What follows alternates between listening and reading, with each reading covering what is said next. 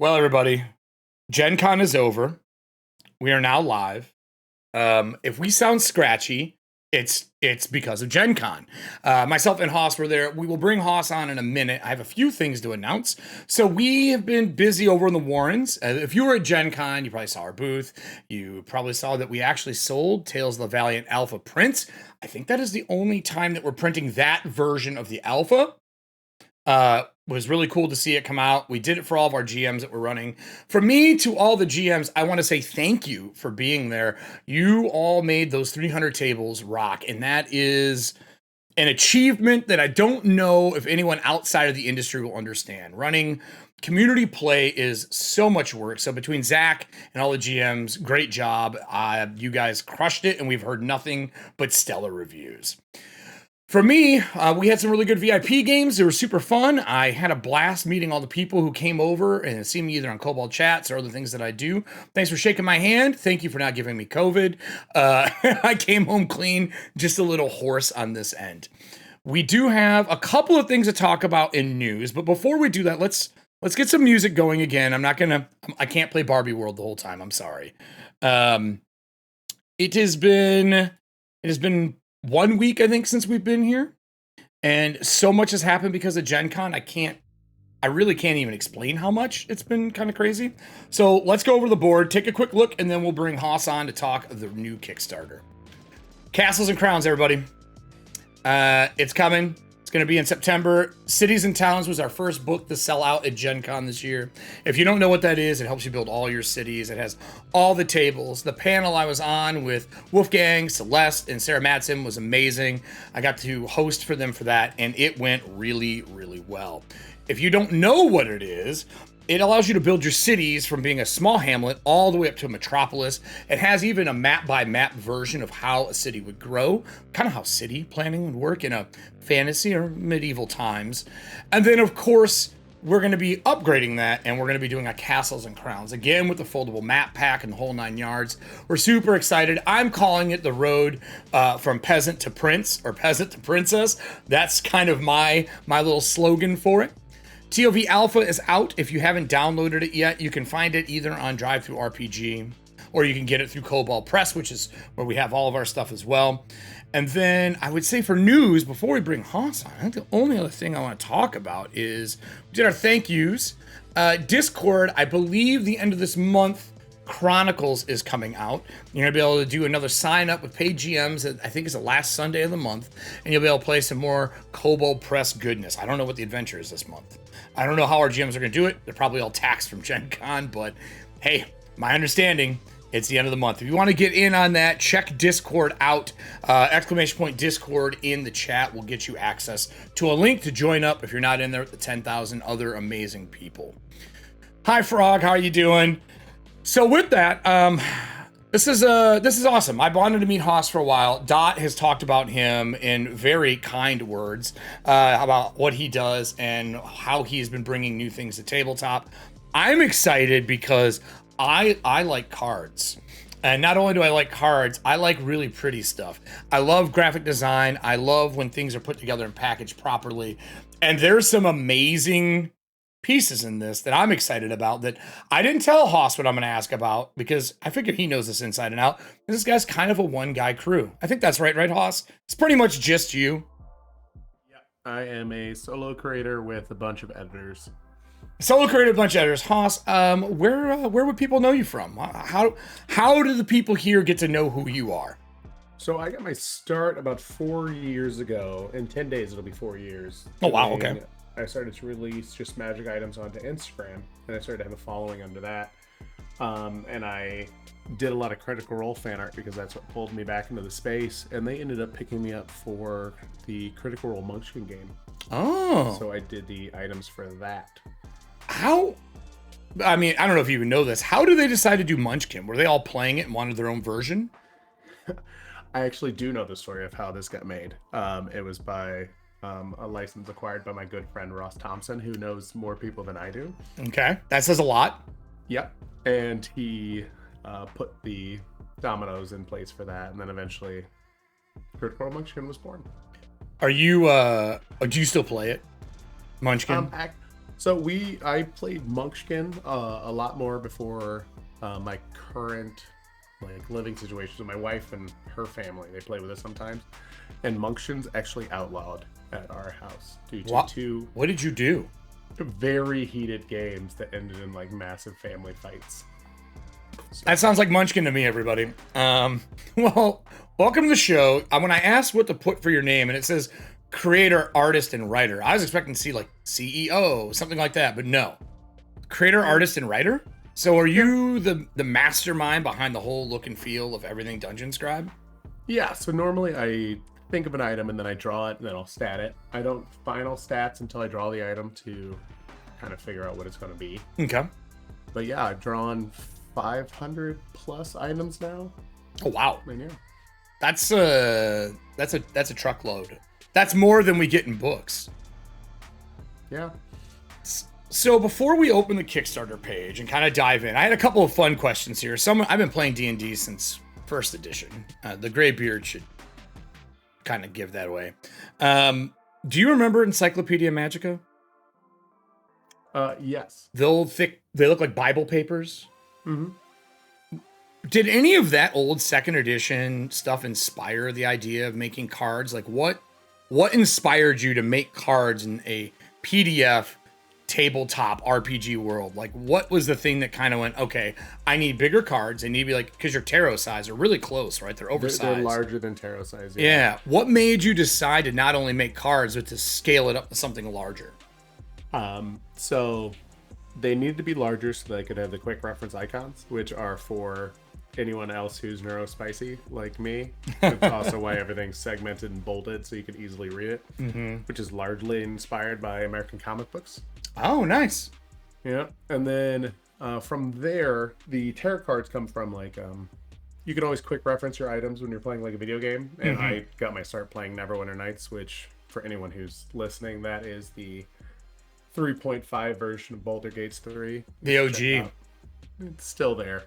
You could DM games in that, which was wild. That was the first time we'd seen the ability to actually DM your friends in it. It was also a lot of work.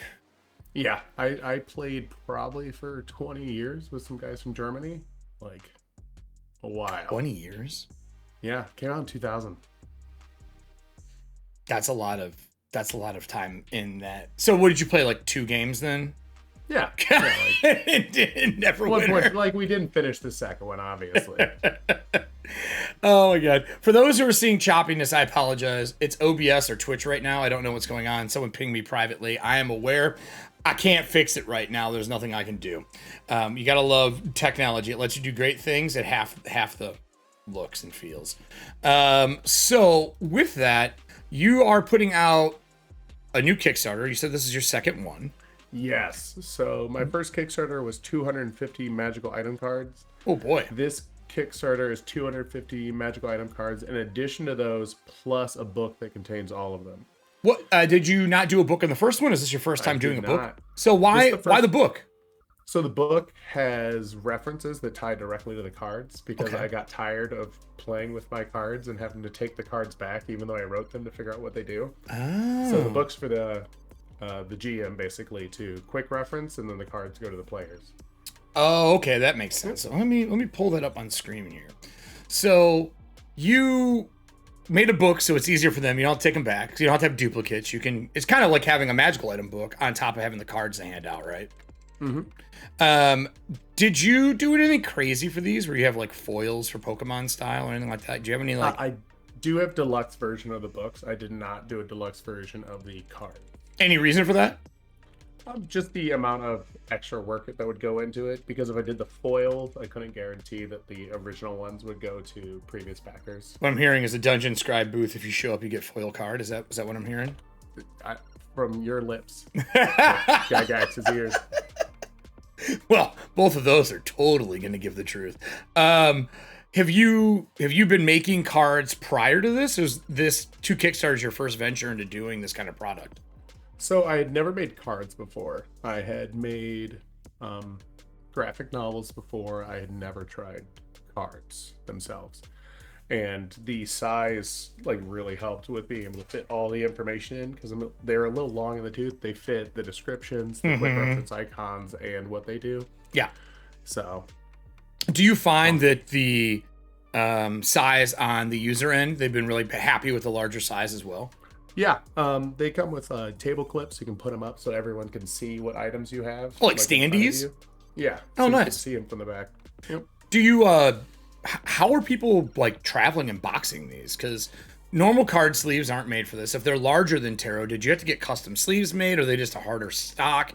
Like, how are you helping the longevity of a card getting passed around the table with Cheeto fingers? So they are thicker stock. I do have custom sleeves being optioned. Oh. And they all come with, well, there's a travel box, which is like this thick chest box that can hold all 500. And then there's a tome box, which opens up. It holds the book and the cards, and they all have individual tuck boxes in there. Yeah, so I'm going to scroll down a little bit here. There's a lot on this page. We're going to go over top to bottom a little bit. Also, this animated GIF is gorgeous. Down here, you show off the tuck boxes. And this isn't tuck box, right? That's the package one. Tuck boxes. There we go. They look like novel spines on your shelf. They're thick. I have the first 5 here. Like the carrier boxes are here under the dragon skull. Sure. And the awesome Marvel poster. I have the same thing. Yes. Yeah. That's I got it signed by my boy Alex Ross. He's a good pal. We will have to talk about that after the show. I love the gouache master himself. There's a hidden one of Stan Lee over there. Aw, I saw him this last year. Did you make these boxes with that in mind, like from the beginning? Like, did Kickstarter 1 also have boxes like this, like Volume 1, and this is Volume 2? Yeah, so that is a carryover from Kickstarter 1. The tuck boxes were for their individual shipping, because not everyone got all 5. Some people just piecemealed which ones they wanted together. So it helps preserve them, and definitely from the amount of travel I've done with them through conventions, it really helps them take a beating. Do these flat pack when they get them, they put them together like a traditional like Magic the Gathering card box? Is that how these come? Awesome. I love that these are an option, because when you play a lot of board games and card games over the years and the card sizes have changed, the things that weren't going with it as quickly were your sleeves and your carriers. And a lot of people were like cutting their own cardboard to fit cards in them so they don't get damaged, because you can't replace a single card that easy unless you're gonna like print your own off. So the fact that you're doing this is a nice little added, hey, I understand these are oversized cards. But I'm gonna scroll to the top. Let's go over some of this stuff. Is there anything in this Kickstarter that you are like 100% happy made it into this Kickstarter? The animated jug is like my favorite little thing ever. I got to make a pen for it for this one. An animated jug? So there's this little jug that you can bring to life as like a little familiar. Okay. And it's God's favorite idiot is how we refer to it on the Discord. It's just a little jug that runs around with a liquid in it, and like it has what I think like 25 hit points, so it just goes down. It can't attack. It just like pours out liquid and runs around. Does it like make slippery surfaces or something? It could. You could fill it with oil. It can also like pour acid on like a chain or something for you. But it's like a moving alchemical bottle. Yeah, so it's like a little bottle that runs like that's normal awesome. Pace, and he's he's not that smart. I mean, I have an animated cauldron that mixed cookie batter wrong all the time and would make cake batter instead of cookie batter. Hilarious character that I had. But yeah, that kind of stuff is memorable moments in tabletop. Like, I think that's kind of what everyone's looking for, right? So you did this. That's your favorite moment. I gotta say, man, like this art is gorgeous. Thank you. And if you're doing all this yourself, how long did this take you to draw? These are all the items I've collected over the past 4 years, with the older items being touched up. So I go back through and change your art style and kind of mastered them all to look the same. And I just don't sleep. I don't sleep either. Do you have? I asked this for a lot of people coming on the show, but art is a little bit different than writing. Do you have tools of the trade that you enjoy using for this? Like, I'm a Clip Studio guy for doing artwork or manga. I'm also a Clip Studio guy. Oh, dude, vector over raster. Let's go any day of the week. Put them I together, updated even it. better. Yeah.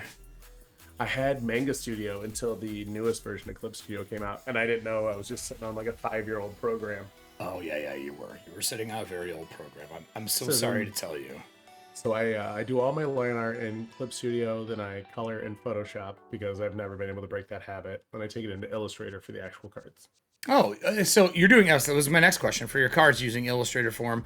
I use Illustrator for most of my layout, or sometimes I do Photoshop if the text doesn't matter as much. But I'm surprised you're not coloring in manga. I know. You should. Oh, friend and brushes will change your mind. Oh no, I have Brendan for everything. I love Brendan. I'm like working on going to his new game store. He owned a game store? Oh yeah, he bought out like an old bank. Where? Oh, I think it's like in Pennsylvania somewhere. Are you serious? Oh, I'm gonna have to text this dude. I had no idea he opened a game store. He is a wonderful human. One of the best brush makers for digital content. If you're a digital content maker and you need brushes, this guy has every brush, and he has them for Photoshop, Illustrator, and I think he does Procreate now too as well. He does Everything. all of it. This guy is a been G. using- I want to say over 10 years. Yeah. I got his first pack when I was just like, oh, that looks cool. And I still use them. My buddy Todd turned me on to his stuff when we were trying to decide on a surface, like a portable surface, and he reviewed every tablet for drawing. I remember when he was reviewing. And I ended up going with the Surface Pro, and I just got the newest one because it is, as long as it has the right Wacom, best thing for drawing on. So I got the newest Surface. Love it. It's great for drawing. I can sit downstairs. I can plug it in my big screen TV if I need to see like large cartography that I'm doing. A lot of artists don't know about Friendin. It's weird to me.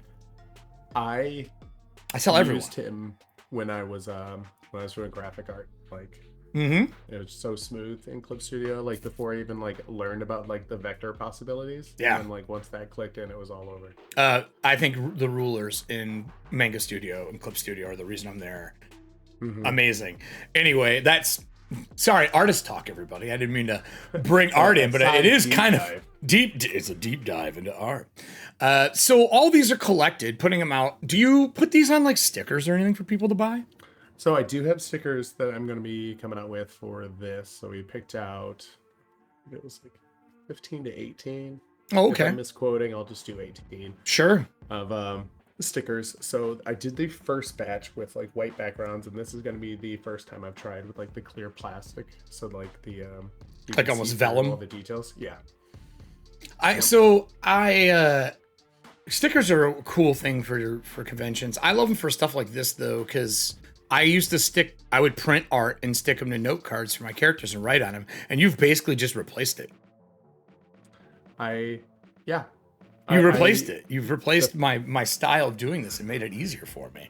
The first time I did it was for a guy at my table, and then I just happened to share it to Instagram, and it went gangbusters. So Yeah. Do you so when you started doing this in your first one and you brought it over, what did you see the changes you needed to do to kind of homogenize everything together? Like, did you see something like, oh, my art's got better, or was there a printing issue? Like, what was the thing that you had to change? So my shadings evolved over time. Okay. Coloring line art definitely is something that I've started to do better. Changes to, say, the print. Like when I first started, I was using a Blambot print that I adored, but apparently people hate it, so I had to evolve that about a year in. Blambot. And that you just went through and touched them all up. That's a lot of items.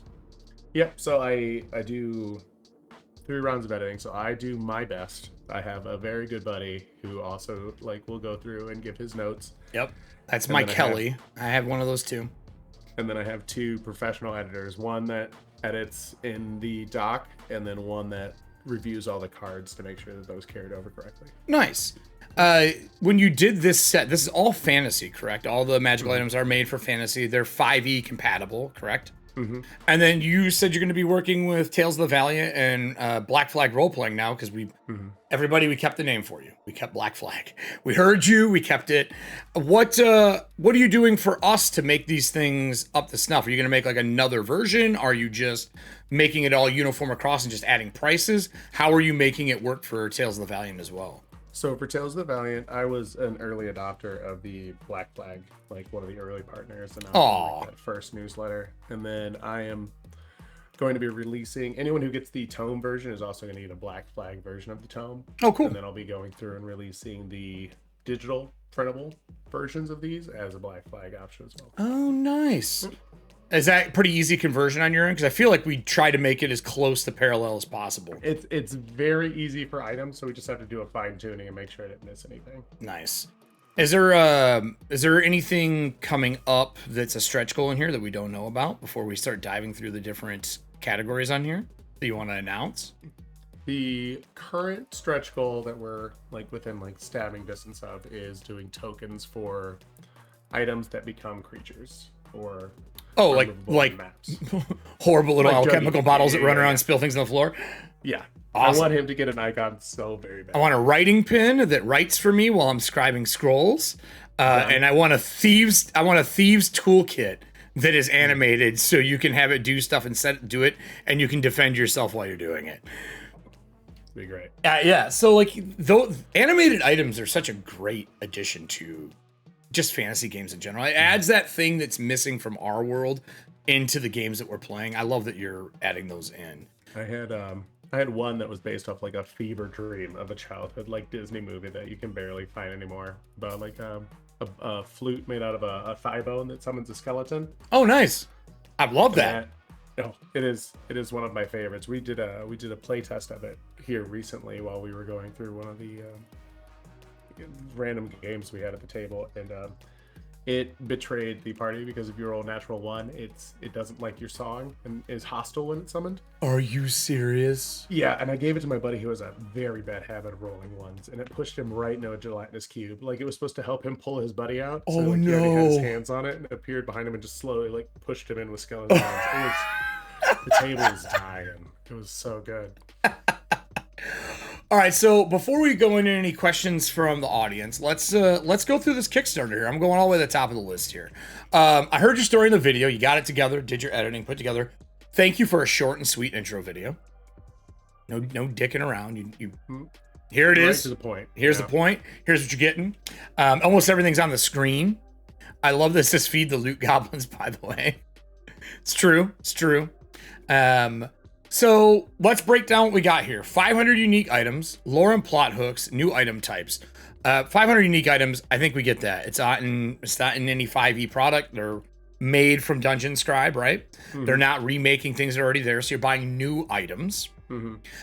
From the SRD. Yeah. So inside of that, are you doing anything in the 3.0 and currently some of the 5 era, but the ability to do a +1 to get bonuses to your armor or +1 to get bonuses to your weapons? Is there anything in there that are add-ons for armor and weapons that people are getting as well? Or are they all unique full items? There, most of them are full items, but there are things that you can add on. Like I added scopes for crossbows, things like that. Nice. I mean, why wouldn't you have those, right? Mm-hmm. And then lore and plot hooks. This is kind of a interesting thing to be adding to magical items. Are these full-on adventures, or are these just like little tiny pieces and actual hooks, like to find items? So all of the items come with like a little blurb at the top of it that'll tell their story and then like rumors of where they came from, just so that if the players want to choose to explore it, the DM has something to build off of. Oh, dude, that's awesome. Mm-hmm. What was the reason behind that? Are you tired of magical items not having stuff? Like, was there a reason for it? I just like the idea that everything has like a little story. I believe everything should have a secret, so that's real close. When you were going through and designing these, did you ever hit like a designer's block trying to make items for this? 500's a lot, man. Yeah, like it happens. Like everyone encounters burnout in their own way, but do you have a way you jump the hurdle when it happens? Normally I'll try to consume a different type of media for a little bit until I get inspired again, whether it be like comic books, movies, or something else that maybe sparks interest in a different area. Yeah, like just put on Castlevania, you'll be drawn by the end of it. Oh, it's so pretty. I love Warren Ellis. He's one of my favorite comic book guys, so it made me really happy. Then after that, obviously we talked about the larger sizes already. Quick reference icons. You talked about that briefly. Is the concept behind that? You said it was part of video games where you see an icon, you know what it's for. What are they on these cards? Is there something I should look at on the Kickstarter? Normally it'll be, so anyone familiar with the work, the quick reference icons, it'll start with like how you activate it. So it'll Okay. be bonus action, action, and it'll be right spelled out at the top. And then normally if it has a damage bonus, that'll be next. And then it'll show damage type to whatever that item type is. So it won't do the base type, it'll do any magical additional. And then if it has a spell ability, it'll tell its range, duration, how many charges it has, how it recharges, things like that. Oh. So was this something you knew in the first one, or is this new to this? Is it or has that been the whole time? I've been doing that since the first items. Gotcha. All right. It helps my brain go good. I mean, you're not opening a book every time.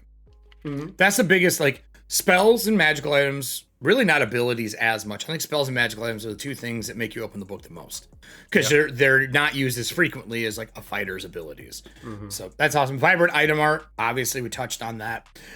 But you have a pledge breakdown here. I don't know if people are gonna be able to see this on the screen, but what is the number one pledge level?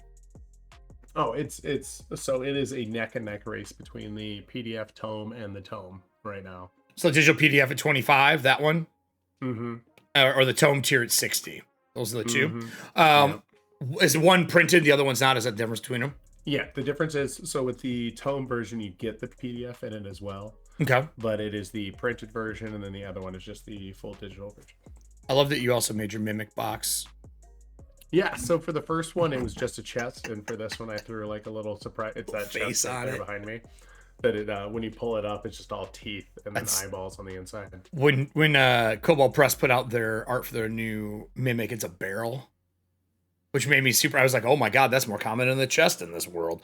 Everyone's gonna die, but this is you color coded them. I'm gonna guess I'm right on this. They're not purple, everybody. That's just to designate the different tiers. Is that correct? Like adventure so tiers, purple.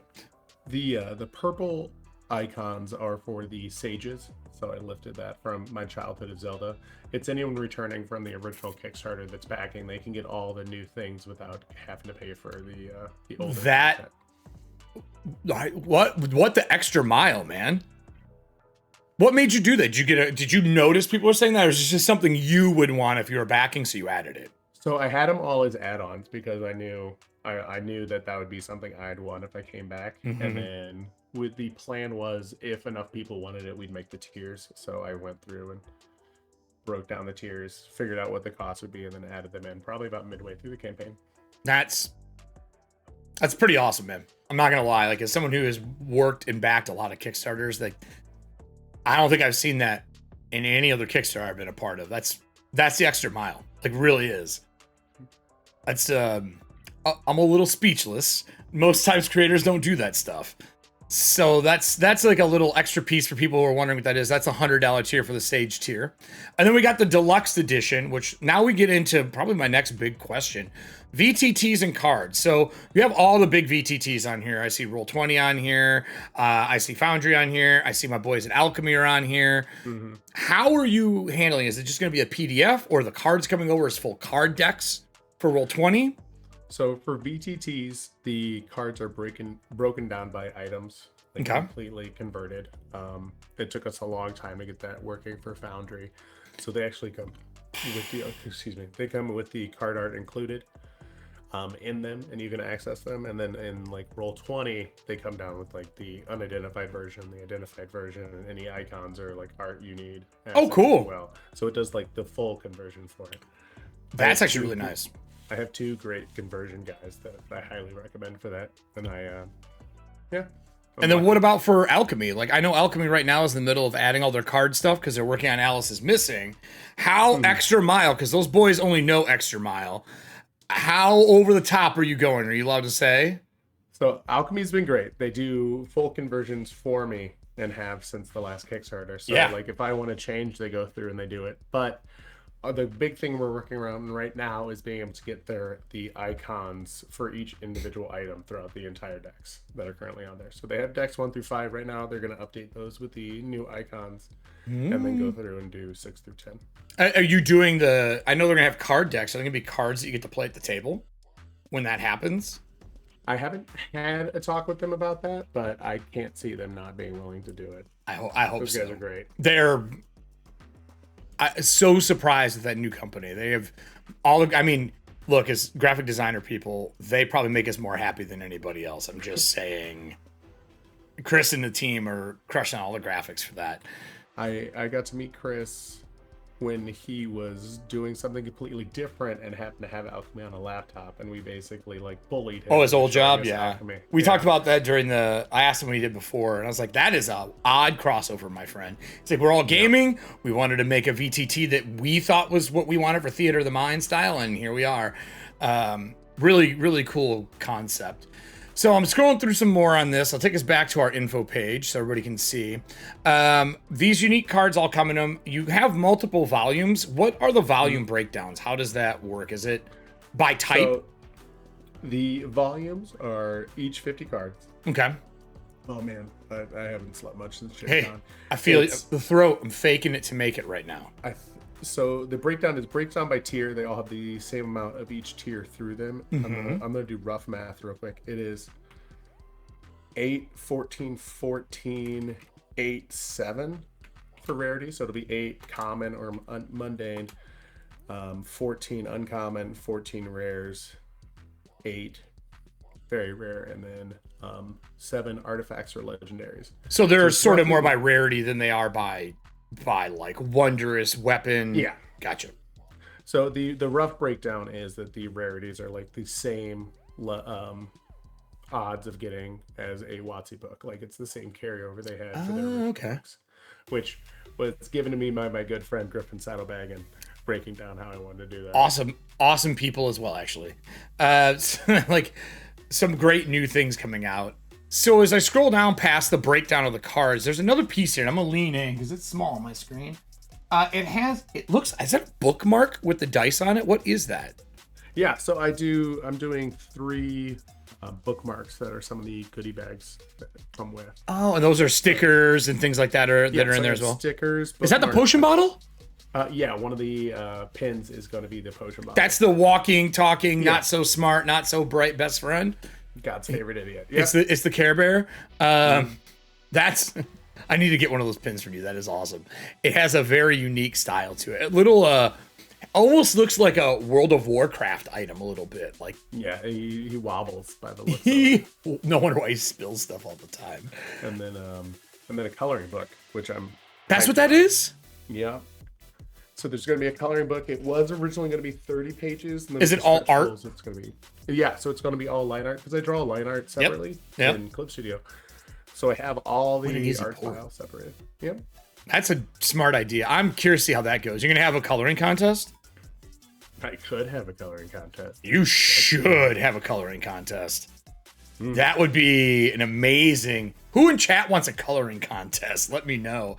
I want one. If the chat wants to start queuing up questions, we got about 15 left. We'll go through some questions with y'all. I have a couple other ones to kind of round us out, but you did dice. I did. I love dice. I love sharp resin dice. I couldn't do them for my last Kickstarter, so my big point was to source reliable, quality, sharp edge resin dice. Did you go with an artisan for it, or did you find a company that was making them? I have a company that does it. I love the black and gold ones. Those are gorgeous. Oh yeah, those are some of my favorite ones, and I am so excited to have those. Looks like you poured a bottle of Goldschlager in the bottom of it. Yeah, pretty much. Were the dice something that you didn't do last time? Is this your first time? I did do dice last time. I did resin dice and I did stone dice. And then for this one, it's sharp edge resin and then a conch dice. So like a nice 55 millimeter dice because I really wanted. And that one is a play on the last set of dice I did for the Kickstarter. So it has like matching colors. Oh, nice. Like a liquid core. So it kind of adds to it and matches what you already did. Yep. Nice. A little extra care. So the tier breakdown here is $25 for PDF kit, $60 for the hardcover tome, $110 for the digital deluxe. Again, these aren't blue. This is just, I'm assuming, to signify the digital deluxe, right? For the blue art there. $135 for the adventurers bundle. There's a lot in this one. You got a digital PDF, a hardcover tome. You have your patron. Is it patron bundle? What is the patron bundle? So the patron bundle is one of the stretch goals I really wanted to hit is I wanted a patron that could provide items and guidance to a party. So for that, I have a good, a neutral, and then an evil Wait, patron. That you have an can pick intelligent items. item as a patron? No, so well, kind of for the regular one, but it's going to be NPCs. Oh, I was like, oh my lord, you built holy relics for warlock patrons? Good man. That's awesome. And then I see you got your buddy's stuff's on here as well. It's compatible with Helena's stuff as well. Yes. So Heliana's the Blue Heliana, I Tavern's been apologize. no worries. Heliana's been really good to me. The Blue Tavern guys, we've been friends since the pandemic ended the world. We all got together in a Discord to make. Sure. And they had me early on for the making items and conversions. So that was really nice of them, and I'm excited to go through and do that. That's a big book coming out. So you adding more items to it. And that's the one that's the monster hunting stuff, if I remember correctly, right? Yeah, so they have the monster hunting stuff, and then that same crafting thing carries over to, if I'm wrong, don't quote me, guys, Steinhardt's, their book coming out for items called. And your License. stuff kind of matches up to that, it sounds like. And made for the crafting. So the pricing and everything matches the stuff that you're doing. Yep. Awesome. That's a nice little crossover, especially when you're getting cards. Now you got to convince them to let you make all their monster part cards. Yeah. if you want to do that. Yeah. I was like, oh, so much work. So legendary bundle is 175. This gets you the arcane dice, which is the purple blues, book PDF, item card box, the coloring book, the deluxe handouts, which those are, I love handouts. Ever since Beetle and Grimm has been crushing it with handouts, I want everyone I have to do it. their copies of Teldor over there. Yeah, him and Paul and the crew, we've talked a lot. I love their stuff and just good people. But they leveled up the handouts game. And I like seeing other companies kind of follow suit. I like when the industry follows other people who are being good to their audience and making amazing products. So good on you for kind of following suit and doing that. The enamel pins, stickers, bookmarks. What is Creator's Deck? What is this? So the creators deck is, I reached out to 50 of my favorite creators and people that I interact with. I've been blessed with the opportunity to meet a whole lot of people in my time here, and they're submitting an item idea, and then I make it into an item. So that is an exclusive digital deck that comes out to people. The first 3 I did. That's cool. Were so I had one from Peter, who and Luke, and Will from D&D Shorts. Those are the first 3 that come out as a preview during the Kickstarter. Oh. That just you wanted to kind of bring some other people on the project? Yeah, I really wanted to hang out with my friends and have a reason to communicate with them. It's a small industry. The whole point is to work with your friends. That is the whole goal, is to work with you. You play at the table and you make stuff together. That's the game plan, right? So scroll down. This is the big one. A little Hellraiser inspired here, if you ask me. I absolutely, I got that comment for the first time at Gen Con, and I sat and I lost it. I was laughing so hard. I mean, yeah, pretty close. It is pretty darn close. I had my good buddy Sinlar. He did the deluxe cover, and it's going to be used for the deluxe box art as well. Need a T-shirt of that. Love it. Yeah, like an off-center, asymmetrical print, so it's just on half the shirt. Anyway, I love the box. It looks great. You get the full protection boxes, protector boxes, and then everything else we talked about. Is there anything else added at this tier that I'm missing? It comes with an additional set of dice. Okay, that's going to be the relic dice, the black and golds. Yep, and then it also has the digital assets. So all of those. And I know there's more. Oh, and that's the first tier that you get the deluxe book just out the gate rather than the upgrade on backer kit. And then we got $3.99, which is the I love you so much, let me have it all. Yeah, I mean, it's got the chonker, both sets of dice, the limited edition, everything. Is there anything besides the now that you're getting everything in the pack, is there anything special in this level? So we do have some unlocks that can add special stuff for that, but that's if we hit another stretch goal. Sure. We'll see what happens, but it also comes with the chest box. The chest storage tome is pretty much the travel tome for it, and also comes with that on top of the deluxe storage tome. Oh, nice. Yeah. So you get both boxes with that one. So then, I mean, I thought we were done, but you made $1,000. Yeah, Is this that's a the big I one. was drunk and clicked the Kickstarter pledge button? I think one of my buddies might have done that, but it is I blame you you. get a custom item card, so you get to actually sit down with me and we do a custom item card. Are you serious? Mm-hmm. Okay, that's pretty dope. And then I have the PDF up here in the background. I think I hit all of them on here. There's a free sample on their site, everybody. You can download it. I'm going to show the PDF here as we get some questions in. There's a bunch of stretch goals. Their next stretch goal to unlock is at 250. And then this one looks like it is it more magical items and a map? The next one is the token, and then the other one is a playmat. I got really jealous of my buddy's Magic playmaps. So I wanted to do one that had the full breakdown of the 5e rules because I've seen it to where it like fits on like Yeah, MCG does it around the edge of theirs. Instead of having a GM screen, you have a playmat. I'm a big fan of that. It kind of brings the table together, and you can have less on the table. 300K, 18 hours. It's doable. I think you can do it. You got to hustle. I can believe. I believe, because right now you're at 210. The next one's definitely feasible at 230, I think is the next one. You're in the last 18 hours of it. Is there anything else on this Kickstarter site before I pull up the PDF that you want to go over? No, I think we're good. Let's roll on. All right, so I'm going to move to the next one. Let's take this off. Let's pull the Acrobat up. I see a few questions in here. We'll go through those. So this is the free one that you can download right now. It has the oddities, the Tome of Magical Oddities on the cover. And then I'm going to have to scroll back and forth, but it looks like this is a sample of what the book will be like, where it has the collection of rules and terms and your little icons for the different types. And then a couple samples, the first one being the animated jug. So this is the one that the GM kind of keeps behind the screen, I'm assuming, during gameplay.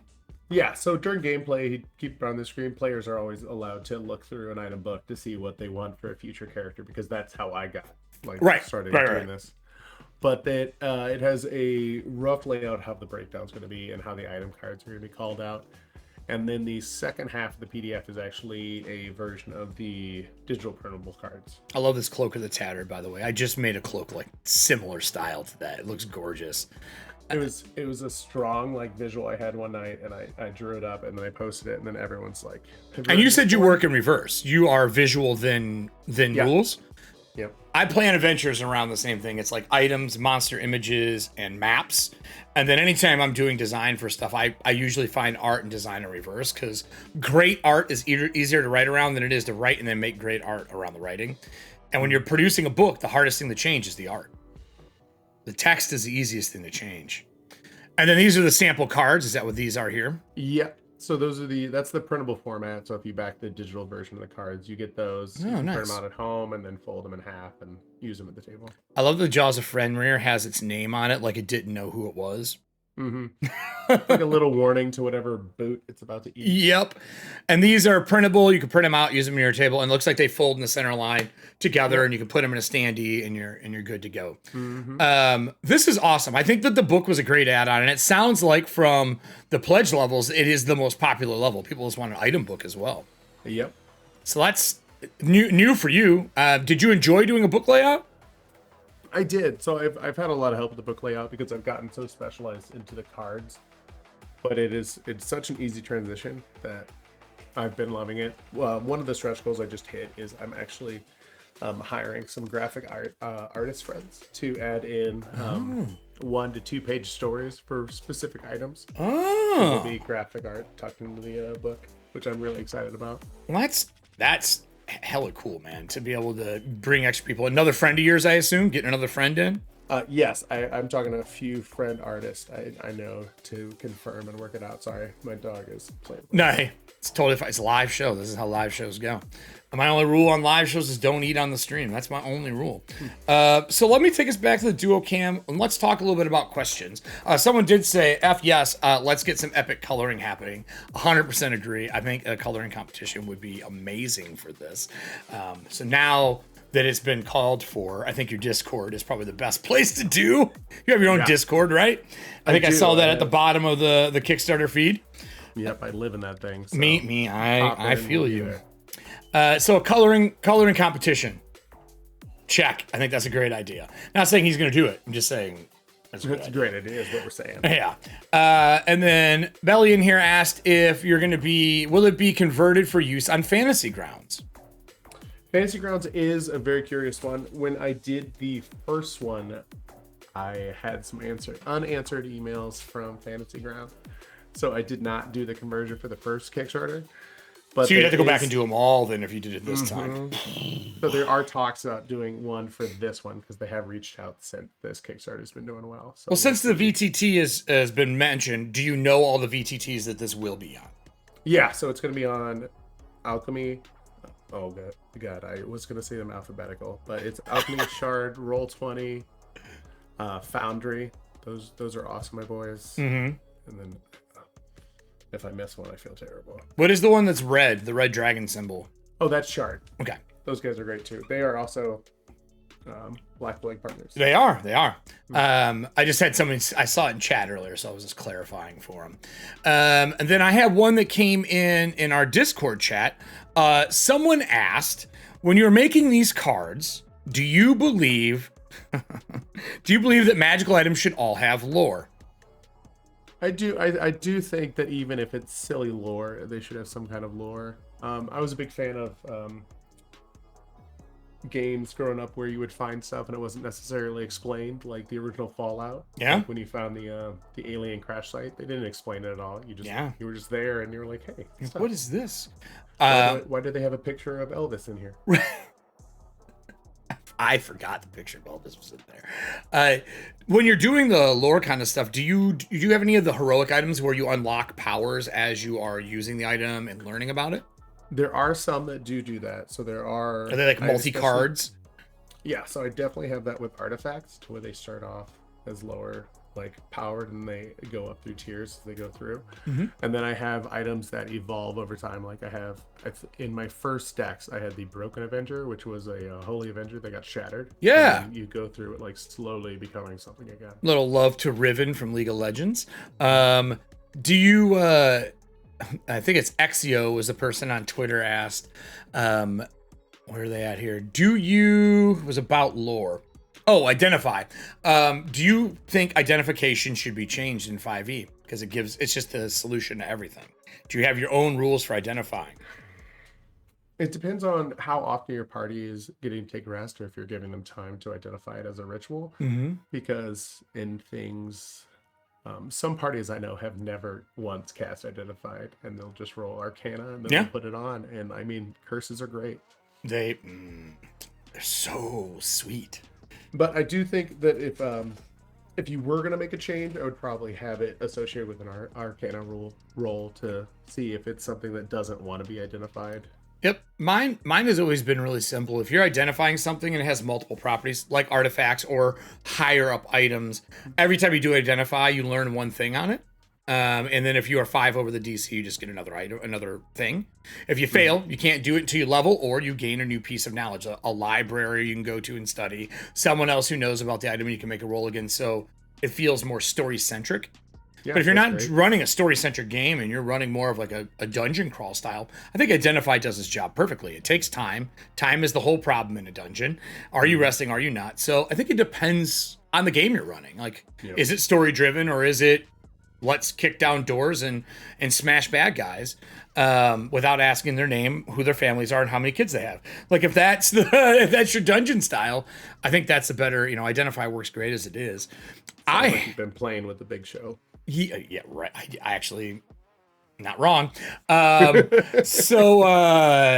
If you had to change anything with magic items in 5e, since we're working on TOV and Black Flag, besides adding prices back, is there anything that you have noticed doing? 500 items, 500 pieces of art. Is there something that is missing in the 5e magical item world in rules or layout or how things are done that you feel these cards answer for people?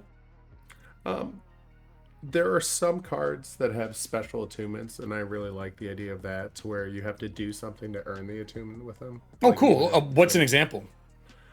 There's ones where you have to share secrets. Like I have the Rat King's cloak. To attune to it, you have to tell it a secret. And it keeps that secret? Yeah. It'll like, because it's a cloak of like 1,000 rats all bound together, and you wear it and you can drop the little rats off as like minions. When somebody else reattunes to it, do they learn that secret? No. Oh. Well, that's up to the GM to decide. Hey, GMs. You want to really start your game off strong.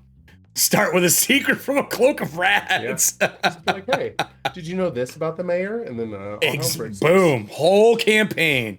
Now you're the mayor of Rat Town. So is there anything else besides the Kickstarter? Anything else you'd like me to share and share with the audience? And then obviously when this goes to YouTube, we should probably talk about, Kickstarter will be done by then. People who are pledging late, when should they expect Pledge Manager to open up for you? Whatever it is you're using for it. My Pledge Manager will be going through BackerKit, and it should be available by next week, if not earlier. Okay. So like next Friday is pretty safe to say? Yeah. Next Friday at the latest. I stay busy with it. And that's going to be a link right through, I'm assuming, the Kickstarter like every other one. So when it closes, will have a click here for late pledges. Excellent. And then all of these items I update 3 a week pre-Kickstarter to my Instagram. Oh, cool. Just for I put that link in there for people. I just looked at that thing is full. I feel like I've been following you there for a while and did not realize is one and the same because the art's so good.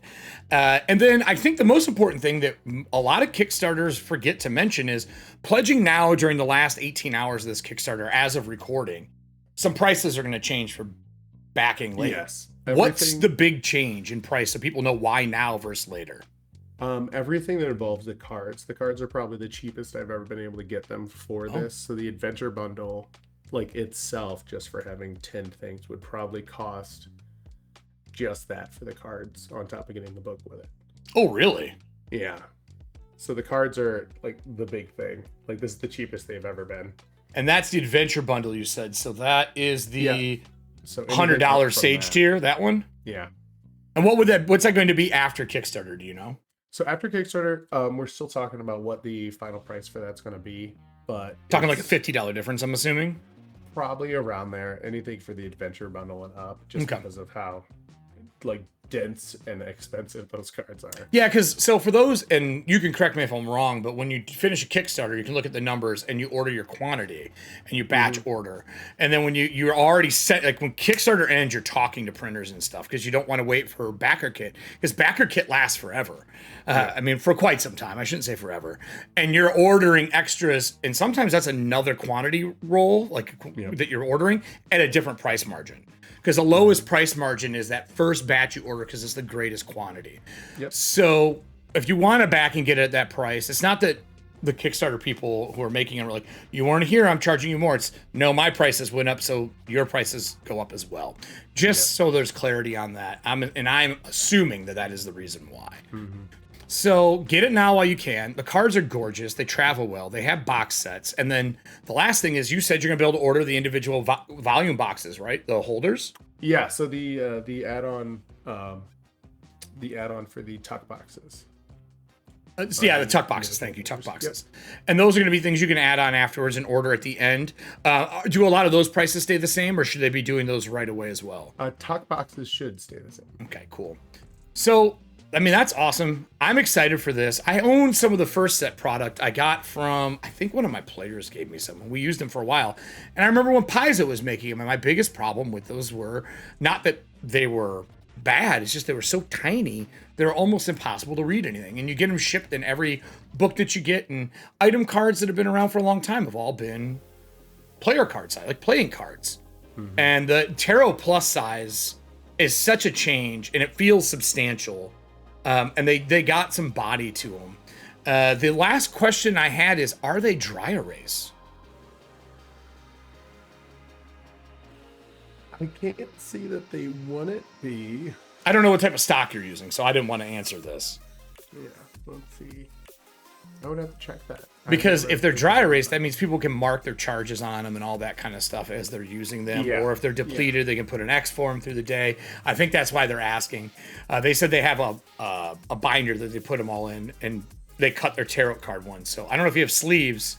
Sleeves might be great for people to put them in. You wouldn't be able to fit that many, though. You only be able to fit 4 they're to a sleeve. Thick, yeah. Guys. So if they're dry erase, that would be the last thing I think I had from the audience. Well, Haas, thank you so much for joining us for Kobold Chats today. I don't want to take any more of your time up since you got very few hours left, and I'm sure tons of comments to go answer. Is there any final shout outs that you want to give to your team, to people who are helping you, or just to the lovely people who are backing? Yeah. I've been blown away with how well this has been going, and it's just humbling to be in the space. It's going to be my 4th year now, my 3rd Gen Con, and it just keeps getting bigger with the amount of people like we know and we get to experience and share things with. So I'm just happy to be here and happy to be making. It's great. That's awesome. Well, thanks for joining me today on Kobold Chats. Everybody, this will be up live on Friday in case you didn't get to watch the whole thing because you're at work, because we all know how that goes. But I will put all the links up, and then I will be getting some verticals ready to go out for him. So expect to see more coming out in the next, I don't know, like 5 hours or so for him. But if you are looking for Kobold Chats next week, I'm not allowed to say what it is yet. But there will be a Kobold Chats of some form next week, is what I've been told in the background. Thank you for backing us for Tales of the Valiant. Go find our amazing partner here over on Kickstarter right now. I will drop it in the chat one more time for you, and I'll do our lovely exit as we go. And then if you want him on Instagram, you want to see all the amazing art and the cards he's dropping, you said you're doing 3 a week right now and putting them out publicly? Yep, it's normally 3 a week, or at least it has been on average for the past 4-ish years. So there is your link for Instagram if you want to see all the gorgeous art and what he is working on currently. Haas, if you want to stay in the wings, I'm going to do our lovely closeout for the day, and I'll be right with you. Well, everybody, thank you for joining Kobold Chats today. This was a great look at an accessory partner for lovely Tales of Valiant and Project Black Flag, or now known as Black Flag Role-Playing. If you want to know anything more about what we do here, you can check Tales of Valiant. Our website has everything that's downloadable for free, all the packets. For those of you who backed us over on Kickstarter, remember, the Ranger and the Druid, you can go get the PDF, and they're up to 10th level, and there's a special 10th level ability. If you missed it last week or 2 weeks ago, I reviewed those live here on Kobold Chat, and you can check those out right now. So thanks again to Haas for joining us with Dungeon Scribe. I'm excited to see these cards in print, and maybe they'll be dry erase. Who knows? Coloring contest. That's all we need to do. If you're watching this on YouTube right now, on this side, there's going to be probably the bell to click. Click for all the things that go over on YouTube. We're going to be doing more over here as time moves on, and we can do in higher quality and less frame rate drops and all the stuff that Twitch is causing.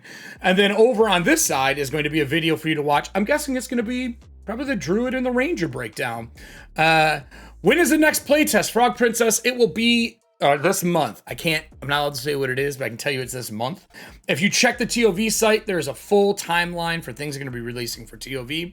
Thank you so much for joining us. And next week, we'll be back with something awesome. And I thank you again for everybody who's at Gen Con and played in all of our lovely TOV games. Bye, everybody.